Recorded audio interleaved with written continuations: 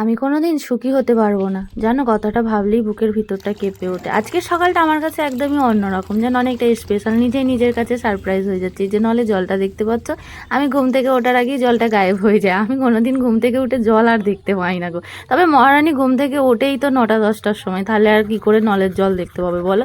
তবে যারা এই কমেন্টটা করে না, রোজই আমার কাছে কমেন্টটা আসে যে আমি নাকি কোনোদিন সুখী হব না। তবে আমাকে দেখে তোমাদের কি মনে হয় আমি কি সুখে নেই? আমি যথেষ্ট সুখে আছি। আমার বর, আমার পরিবার যথেষ্ট আমাকে সুখে রেখেছে। আমার মতো সুখে কজন আছে আমি বলতে পারবো না। তবে আমি খুবই লাকি যে আমার স্বামীর মতো একটা স্বামী আমি পাশে পেয়েছি।